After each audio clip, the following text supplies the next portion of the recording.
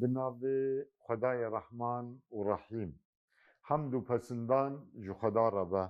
صلاة و سلام لسر مزن ما سروک و ریزان ما حضرت محمد مصطفى علیه السلام و لسر آل و اصحاب و اتباع توان به حتی رجا قیامته تماشاوان نهجا ام لکردستان باشور لپایتخت و هولر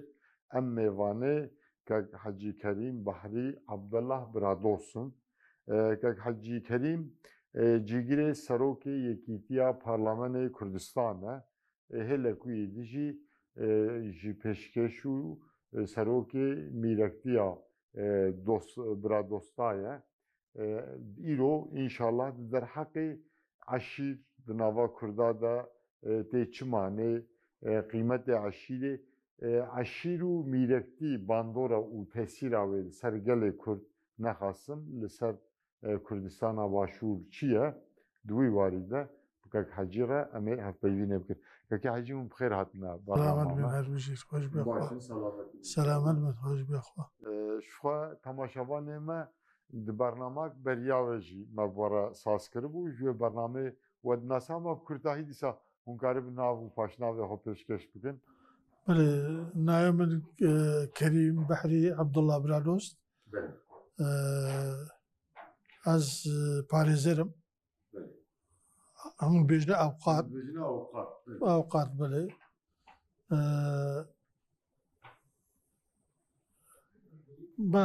پەروەردەهیەوە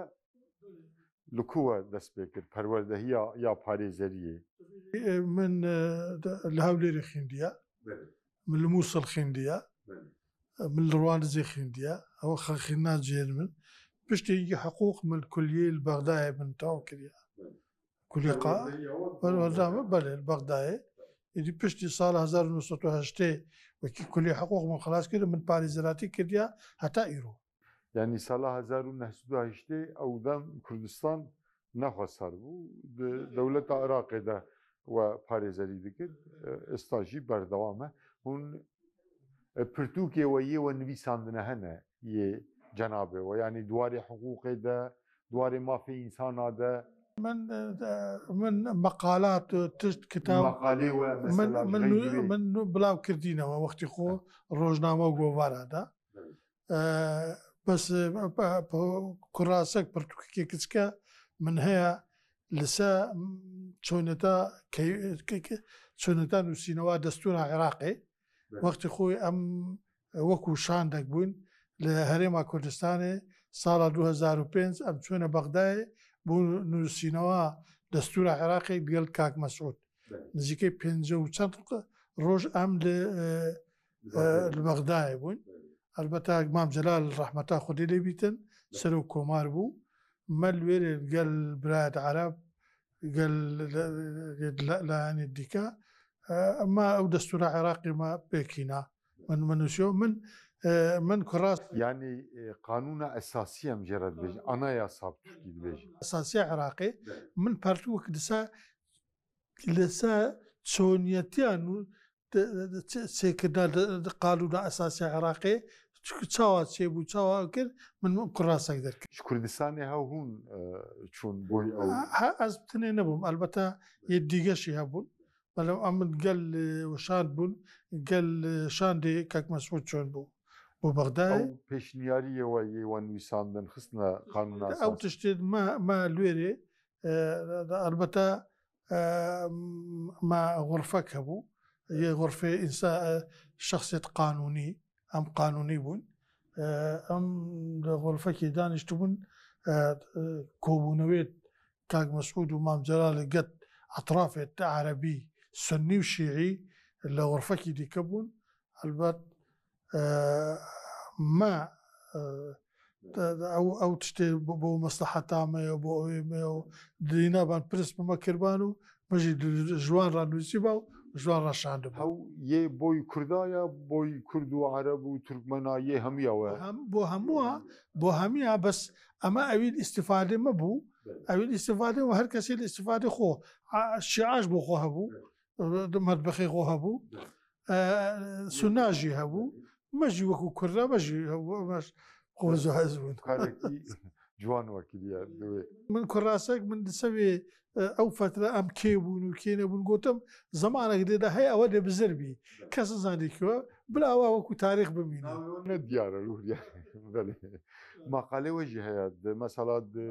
درۆژنامە کۆڤارە di malperê înternêt de maqalê we derdikevin والله من بێژە من نووسات ئەوە برادێکی من هەیە بژی نووسینی تە زۆر جوانن بەست و تەمبەلی نانووسی ئەس تەمبەلم qas nekir wala nivîsandin baş e yani nivîsandin boy hem mejû hem cilên û yani boy jê îstîfade bikin çünkü gelek tecrübe we hene ew tecrübe xwe hûn texne nivîsandinê boy neslê pê me re baş e belê kek Kerîm em dixwazin yani di nava Kurda de eşîr çi îfade dike bandora eşîrê li ser Kurda bandora Kurda li ser eşîrê çi ye em dixwazin yani ew eşîr bibore mesela nava Türka de niye nava Kurda de zêde ye û diya Araba cî heye di Farisa cî kêm ez dibêjim ama tunin nava Farisa cî yani nav qewmê dünyayê de nexasim Kurd navan ciyekî eşîrê girîng heye hê jî berdewam e gelek awantajê wê hene û belkî ka zararê wê hene tune ez nazanim cenabê we kerem bikin سپاسەکەن ئەلبەتە نسبەت کووردا ئەگە بچی بەری خۆبدەیە کتێبێت کۆمەلایەتی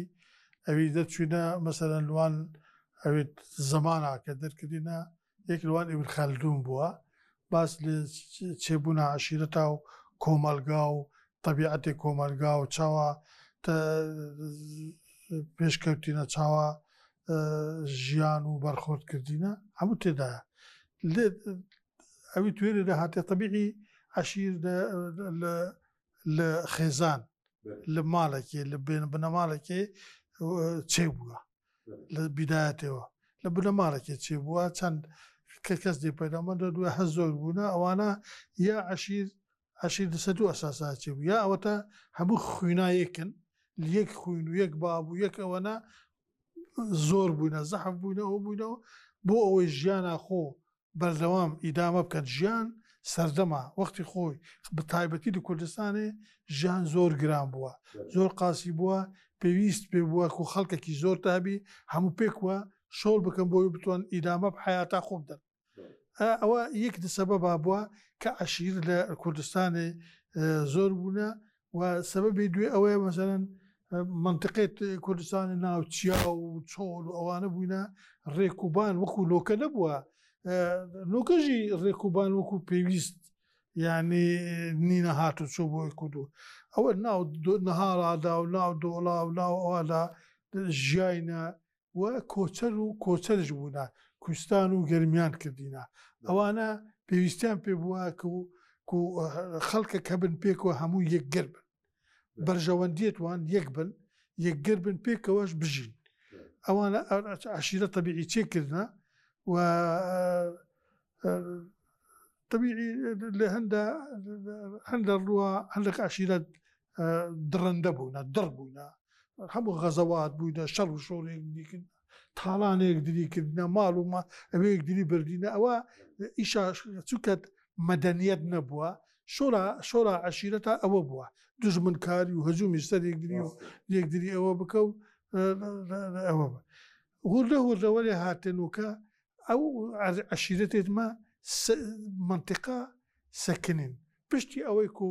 حدود چێبوون سنوور چێبوون بەینا وڵاتان بە تایبەتی و وڵاتێت کە کوردێژین لە ئیرانێ لە تورکیا لە عێراقێ کە کوردێ وڵاتانە دژین کە سنوور چێبوون ئەوانە دێک جوایزکردنەوە هوردە هوردە ئەوانە سەکنین لەو منطقانەی کە لێداژین خانی چێکردن خان و بەژین کەتنە شارە لە شارە سەکنین ئیدی بەس ڕوحە عەشیرەتی ناو کوردادا هەر وەکو خۆمایەتەوە هەر وەکو خۆمەل بۆ چونکی کورد ئەگەر ئەو یەکگرتیە عشیرەتی و ئەوە نەبە ڕەنگە نەمابان وەکو پێویست نەبابانەنی کورد ببۆرە حەجی شخوا پرسەک من jî منê bigota Kurd çima bûne eşîret nebûne dewlet yanî dewlet bana wê eşîret belav bibana gelo yanî ew jî bi vê şirova ve re girêdayî ye دەوڵەت لە مەدەنیەت دروستت بیتن لە مەدەنیەت ئەگە تو مەدە کورد مەدەنی نەبووینە کورد کۆچەر بووینە ئەگە تو برێخۆ بکێ ینی کوردی ئێستا نوکە هەرکی لە ئیرانە هەنە لێرەژی هەنە لە تورکێشەنە چیە ئەی کۆچەریە هەرە وەرە و دوایوەێ هاتنێ ئەوی چۆنە ئەو لای نەهاتنەوە ئەوی هاتنەوە ئێرە نەچۆنەوە ئەو لای تێکەل یەکترینەوە بش خزمەت تێکرد تێگەی ئەوە مەسەلا ئەوە ئەوی دیکە جاف گەورەترین عشیرەتە وەکو عشیرەتێت کاردارە وەکو عشیرەتێ مەسەرەن شکاکە یعنی جەلالیە یعنی گەلێک زۆرن ینی تیرێتوان گەلێک زۆرن نیوەی وایە لە ئیرانینە نیوەشی لە عێراقێنە یعنی ئەوە دەلالەت لەوێ هەندێک کەتن کۆ ئەوانە ژیانە خۆ پێ ئەوە بوونە تەشەبسکردنە و ئەو دەوڵەتێت کە کوردش تگە ژیانە دائیمەن محاولە کردینە عشیرەت قووەتکردینە مثلا ڕئیس عشیرەتە احتمام ڕئیس عشیرەتدانا کە تو ڕئیس عشیرەتت احتمام پێدا عشیرەت زیاتر دەور و پشتی خڕبیتەوە زیاتر یعنی گەک حەجی ببۆرە di serdema Osmanî dawî de Abdulhamîdê duyem ew siyaset zor pêkaniye ew alayê Hemîdiye damezrandiye boy ew peyva we tezîqa wê yanî eşîret gewre kirine belê ca hestan bêzger eşîret hestan ewel car şolekî baş kirdin dewleta Osmanî piştîwanî îmarat hat kir îmarat ew îmaratê hukmranî mentiqa xwe kir خەزینە و مەزینە هەچی خرد کرەوە قسمێک لێ پشکە دەوڵەتە عوسمانی شتدا یعنی دەوڵەت عوسمانی زۆر خۆماندی نەتکرد ئەو ئیمارەتە ئەو شۆڵەتکردن لە باتیەوەی هەستا پشتی هینگی بەرێ خۆکردێ ئەو دەوڵەت ئەو ئیمارەتانە خەتەرن هەستا بڕیارت دەرچەند مەلا ئیدریسی بەدلیسی گەل سوڵتانە ئەوەی دەرکردن تحریم کردن ئیمارات هەستا چێ بوو شێخ ئەو زارە شێخاتی و دەرکەت یعنی کەریم ببۆرە li gor we îdrîsê Bitlisî xapiya yani serdema xwe de şanekî aqil bû baqil bû hinek rexna dikin hinek dibêjine Selîm wî xapandiye hinek dibêjine na şert û mercêwî pêwîst be ew یەک ئەو ئیمارەتت چێتکردن مع ئەساف ئەو ئیمارەتی بۆ کوردە چێکردن ئەردەنا بوو بابان بوو برادۆز بوو بادینان بوو بۆتان بوو هەکاری بوو نزانم کۆمەڵێک ئەوانە لە باتی بۆ خۆلێک دەنەوە دەوڵەت چێکن هەموو شارەیە کوردوت کرد بگرە و دێدا و بگرە لە عشیرەتا خراپتر نێوەزەکردکردن ناوەڕە گوتە بابە شارەیە کوردوتکردن شاری دەوڵەتە عوسمانی شت کرد يعني هم دولة عثمانية ضعيفة بو دولة عثمانية كانت توش شركة بو قال غرب بعد قا أوروبا توش شركة بو أو دولة أو إمارات شو ما شركة دولة عثمانية كلمة تباب أنا ولا أنا جيشي هي وأوي هي بانا نمين الباشترا أو أنا عسكر هي وهي بانا بين منظمة بين أجا عشيرة من نوا هر وقت شي بحزن بعشيرة القوة كن حزك بحزن عشيرة الضعيف كن يعني أوا تأثيرات خزور أبو لساء بكله يعني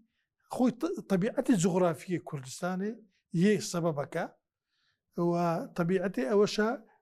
كرد شهرستان نبوينا كرد كوتشر بوينا يعني أم بيجن مدني شهرستاني شهرستاني مدني بلي عربش دائما كوتر بوينا البهند قبائل العربي نوكش قبائل العربي بقوترن يعني حتى الشاراشن هرا دبي استا او بري حضارته او برام طبيعته شيء قبليه عشيرتيه يعني هند بيجن سببك قال لك سدمه ندولت بونا كردها يك جيجي هند بيجين او بربري وشر وبفشوني نافوي خوي عشيرتان عشرة يقري نبونا قد يقري نبونا بله ويادجي هند بيجين شو دام كوچر بونا يعني الارض خو نمانه نجي نج بوي بيجين ام ارض خو بباريزن برا قانوني ما جهبن وكي جيرانه ما هند بيجين قال لك سبب انا بس يه هري ديدبار او هند بيجين بله عندك تاريخي باسكن بيجن باسي ذو القرنين الكين بيجن ذو القرنين يكبو لباشايت كردا ذو القرنين كالقرآن باساتي القرآن باساتي كذن ذو القرنين بيكبو لباشايت كردا او وقت او حكم رامبوينا يعني ابي مثلا بيجي باسي ياجوج وماجوج وانك خدر او خدر پیاو چاکی که باس القرآن باس کرد او که ابي اوجي كرد بوا كرد كير جيانا الاصل خدا منطقه قفقاسيا كل لوين منطقه بولا براي بشتي هي تاتينا شرب هاتينا او منطقه منطقه ايرو وابن باكور وباشور وهاتي تسونا لا يديك يعني بجم كل زحف هنا وكل تسوي زور زياش استبرو زور لواني ملتي ديك لاوروبا شبه ليديك برو لوان برسا بيجي اصلي ما اما كردي او بيجن اما بيجن او بيجن اصلي ما كردي كاك حاجي ديسا برسك من دي تاريخ كردا يعني ويساندي لچار پرچه هي ياننا تاريخ ميجو ديروكا كردا يك نويساندي هي ياننا لغور لي كولينو يوا لغور زورا تاريخ كردان وشي طبيعي ابي يك ده ابي كسر ثابت رئيسي كباسي تاريخ كردينوسيا وبشكا او شرف خاني بدليسي براسي شرفنامه كتابك قد قيمته توانا بيتن باسي زور العشائر الكردي او وقت بيكاتي كردا لو وقت باسي هميات كتن او يك دو امين زكي بك الكتابه خو اوش كتابي داناي يعني كوملك استانوكا ابي باب مستشرق هاتينا مثلا ليرانا لكردستان ولو انا ماشي وكو مينورسكي او انا زور لسا كردان روسيا كتاب زور زحف لسا كرداتين بس بخابن ابي كردا بخوب خلوسيا بس شرف خان بوارتقا امي زكي بس خوش كاك حاجي برسك منيدن چار پرچه ارنیگاریا کردستان یه چار پرچه جغرافیا وان گو عمل بر چاوا بگرن يعني دناوا كردا ده چند عشيره گوره هنه و وانا لگور شاهدنه دا مزران ده بله عشيرتي الجورة اللي صار بارتا من بما عشيرتي الجورة اللي صار بارتا اف عشيره لگور شاهدنه ترتيب کرن لگور شاهدنه آوا کرن و بله اكيد تشكرنا عشيرتي بو مصلحتك عام بو مانوا خوه بو اويتيجي بتوان جيان حياة لكردستان قالك قاسي بوا قالك زحمت بوا دبي اجتو عشيرتك نبايا او نبايا هوتو يقر نباينا اوانا لو سياو تسولو لو اوانا نشان جانا خو ادامه بيم سربخوتي زور بو تعلقه ويا مرو سربخبا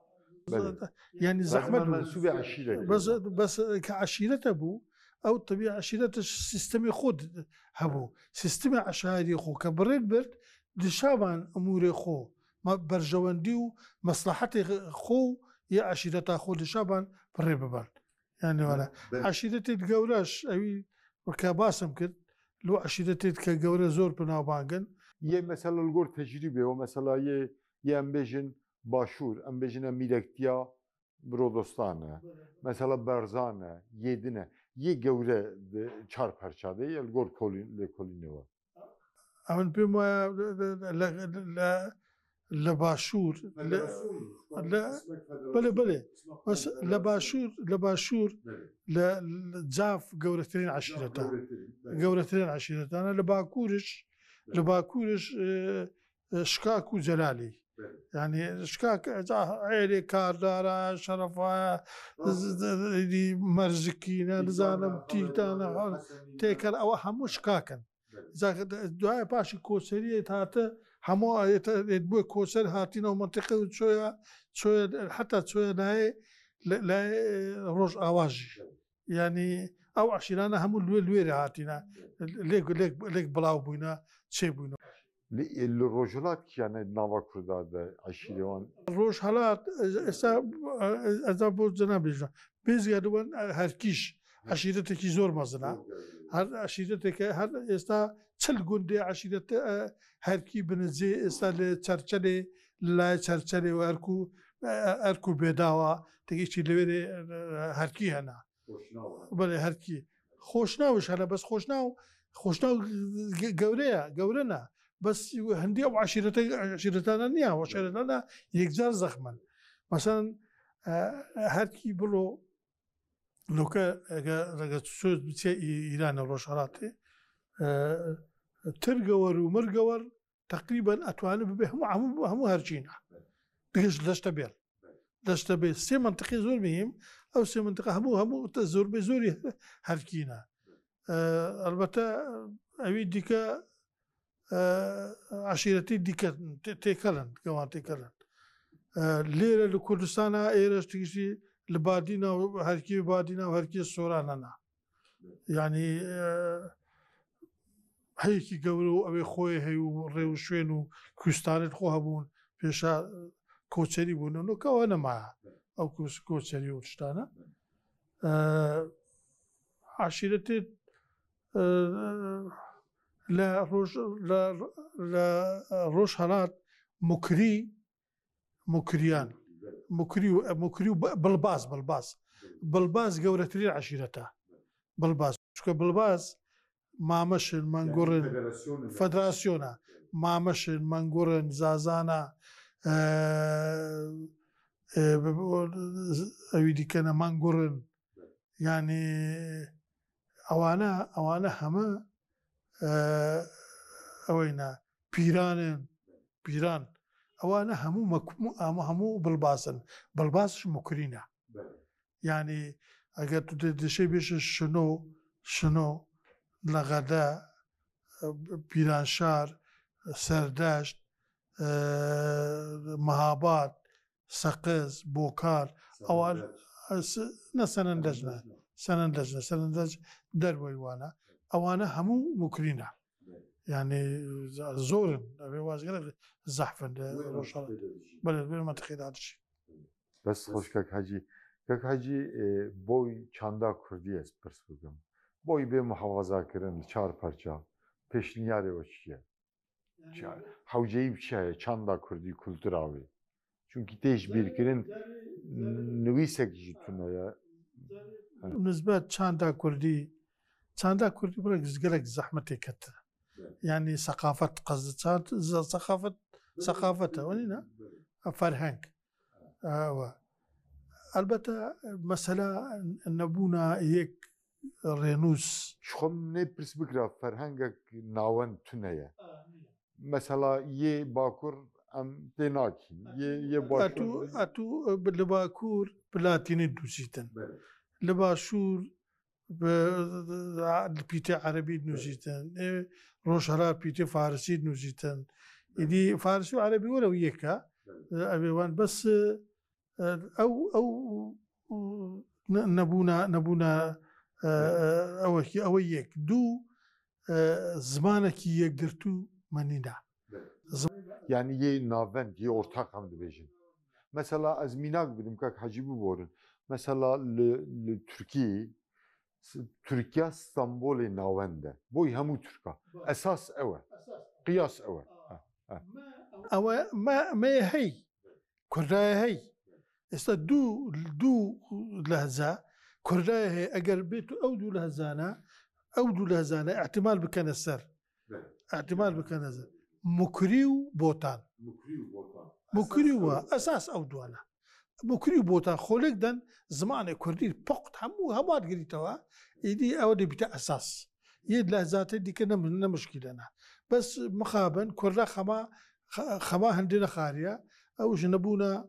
نەبوونە کیانی مازلومیەتێک دنیە ملەتێک کورد یعنی چار پەرچە تێناگەین زمانی هەفێم ناکەن یعنی زمانەیە کورد و تێناگەن ئەوێت تێنا نوکە باشە نوکە لەبا ئەو تەلەڤیزیۆن و میدیا و ئەوانە و تێکەران پێشپەچوونە کێنەوەکە ئەو شەڕ و شوورانە و کۆچەری و باشوور و بڕۆ باکوور و وەرە و بێرە تێکەلایەک دروبوونە یعنی تێکەرە بەرایە 50 سال پێشی دوکە کرمانجی ژۆری و ژێری تێک نەگەشت نەزانین چ گوتە معنە هەردوو لاش کرمانجیە بۆی شێ حکوومەتا هەرێمێ چونکی ستاتیە کوێ هەیە حکوومەتا هەرێمێ کوردێدن بێ ستاتونە یعنی یە ڕۆژلاتی باکوورژی ڕۆژاواهی ستاتیەوان نێ بەس حکوومەتا هەرێمێ ستاتیە کوێ هەیە بۆی چی پێشیوانتی ناکە بۆی ئەو کوردیان ناوەندیان مکری و بۆتان لە چار پەرچا بنگەهێک وێ چێکە بۆی پێشە ڕۆژێدا پێشوە بشە یعنی جیگرێ یەکیتیە پارلەمەنتەرایە بۆی چ پارلەمەنە ئەوە حکوومەت شێچێکەکەن بەس بۆ چێ نەکرد ستاتیەک هەیە ینی حکوومەتا هەرێمێ مەسەلا هەگەر مخابن ئەمە ئەوی مە احتیمام پێ نەدای مەسەلا زمان بوو مەسەلا زمانە زۆر زۆری بوو بۆ کوردا بەس مەسەلا زمانە مە پشتێ خست پژگوێ خست یعنی هەگەر هون ژ من پرس بکەن من بشینن پارلەمەنتا هەرێمێزی بین بەسمان لێن پارلەمەنتۆیا هەرێمێ هەرێما کوردستان وەڵامە زۆر باسی کردە زۆرین داوا کردە زۆر مازۆری وەس کێ گوێ خۆ دەتەتە کیلتە وەرگریتن نییە پرسا داوی کەک حەجی بۆی قانونێک یا حکوومەتا هەرێمێکی هەیە یا ئەساسی جەنابێەوە تو کەداوە کەتە وێ قانونە ئەساسیە حکوومەتا هەرێمی ئەز عزوو بوو ئەندام بوو تێدا نووسینەوە قانونە ئەساسیە هەرێما کوردستانێت مە پرۆژەیەک حازر کردەوە ئەوە کرد مخابن مە بخۆ قانوناوێ من دانا من قانونەکە دانا چاوارێ دەبێت چاوبگەل جەنابی کاک مەسعود مە زۆر باس کرد مە زۆر ئەو کرد مە گوتن ئەوەی هۆلی بکەن هەندە تژمەدانە مەگەوگەنە وەنەکردن مە حتا مە گوتم ئەگەر بەس پارلەمان پەسەند بکرد بەوە بتە قانون ئەساسی چێکردن چێ نەکردن مقابل استفتانەک دەکرد استفتا ڕێی گیری ڕفراندۆم لەسەر قانون ئەساسی ناتە چێکردن مخابن نبووە قانون ئەساسی ئێستامە هەرێما کوردستانە بێ قانون ئەساسیە نەخێرمە نیە مە پرۆژە هەیە پرۆژەمە هەیە مسادقە کرا لە پەرلەمان حاز مە هەیە بەس استفتا نەکرا هەنگ محاولێ بکە بەڵکو چێتی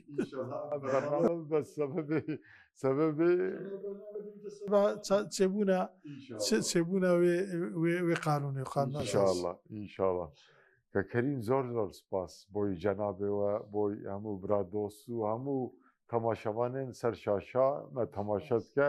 em spasiyê xwe li ser navê pêşkeşî hemûyan dikin û ser navê nûner û xebatkarê televîzyonê jî em pêşkeşî cenabê we dikin. Sêgûrkem spasî hevalan dikim pişt kamîrê dikim ew jî mandî bûn germa xweş bine xwe spas. Bername me dawî bû em ê dawî bikin xweda ji we razî be. Belê temaşevanên hêja em li Kurdistana Başûr paytextê wê ji hewlêr me ev bername pêşkeşî kir gek kerîm hem duwarê eşîra de duwarê qanûna esasî ya hikûmeta merkezî ya Kurdistanê meronî kir bi rastî jî sohbeta xweş bû veke kerîm re me kir dema ji bo me hatibû veqetan bin bi dawî bû ام حتی بگیشتنا برنامه ده تنگی و تعالیا نبینن امانت خدا بن خوشی در بینن. السلام علیکم و رحمت الله و برکاته.